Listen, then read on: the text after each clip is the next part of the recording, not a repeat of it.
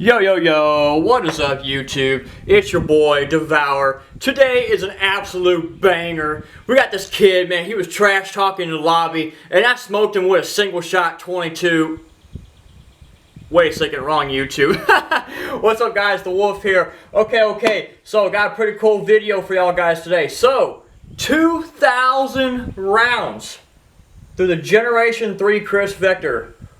What are my thoughts? Well, guys, let's go ahead and dive into this here. Let's go ahead. Let's just get started. How about that, huh? Start putting some rounds down range, and I'll give you my final thoughts here, huh?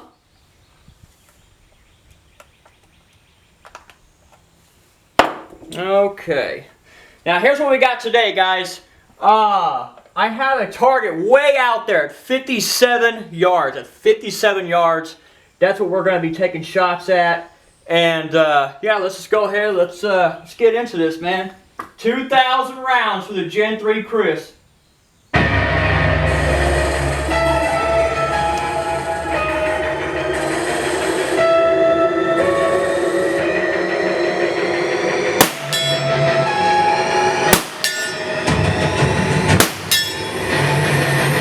No walk back.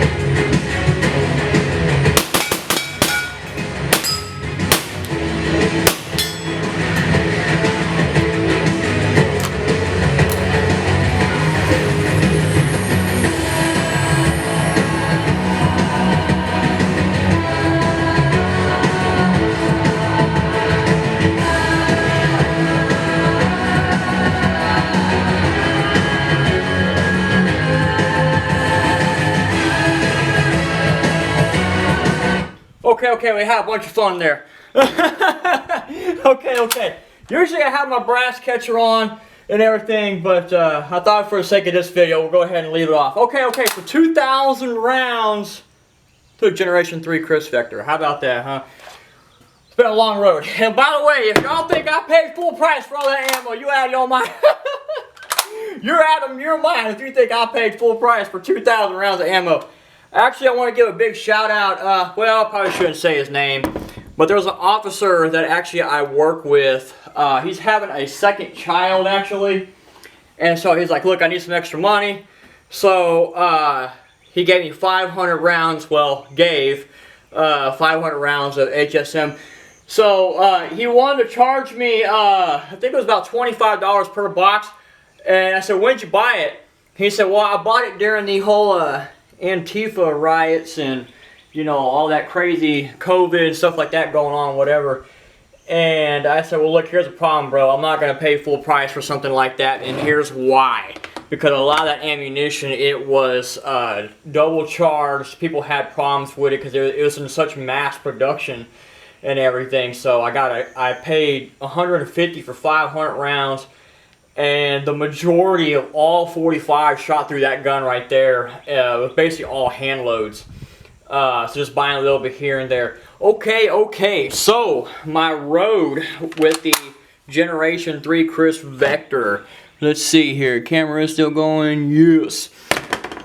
This is the best Kriss Vector you will get your hands on. Yes, this is actually a legal SBR. This is the best one you can get. And by the way, I highly recommend do the SBR paperwork. I know it sucks. I know it sucks, it's unconstitutional, it's not right, I get it. Do it though, because that's what's going to make this gun so much more fun. As a pistol, it sucks. It's not worth it, don't spend the money. If you're going to SBR it, totally worth it. It's the best Kriss Vector you can get your hand. I owned two Generation 2 Kriss Vectors, sold them both. This one right here, I do not see that happening at all.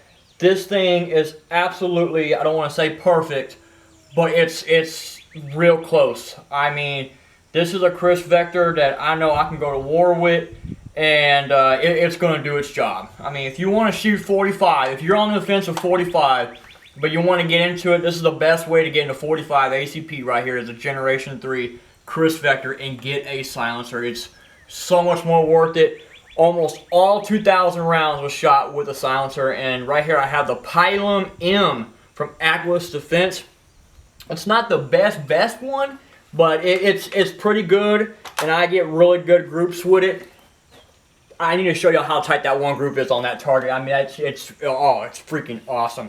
But anyway, so yeah, the improvements, definitely the handling. I like the fact they cut this part out, you can take it off. The trigger, number one thing, man, the trigger.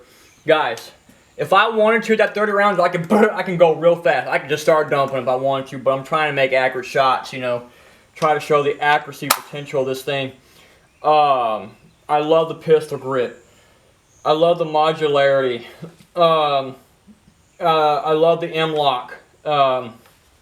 This is just a Call of Duty Modern Warfare 3 or Black Ops 6 gun right here. That's what this thing is.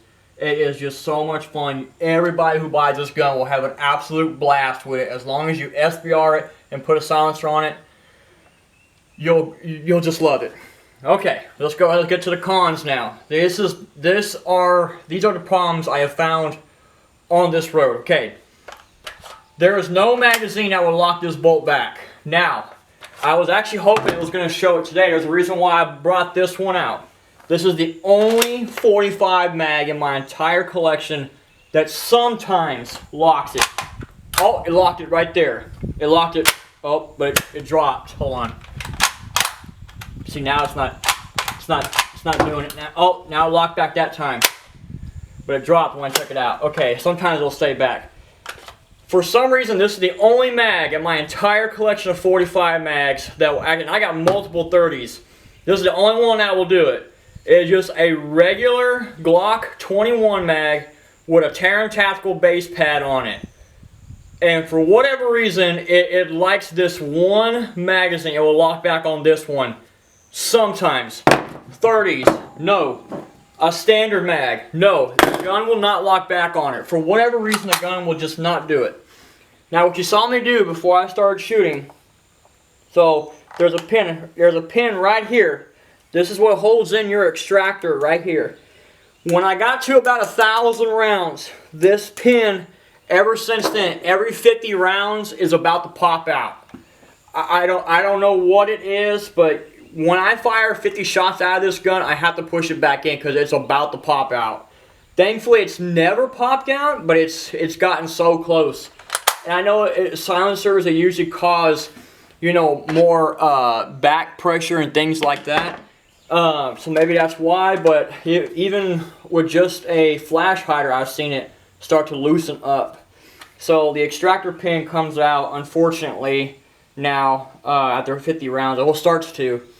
So no lockback, extractor pin, The other problem too is you have to buy an adapter. If you want to run a silencer, you gotta buy an adapter. I have no earthly idea why on this earth they chose to go with a, I think it's a 5/7/8 thread. Nobody used 5/7/8. I mean, everybody's running 5/8 by 24.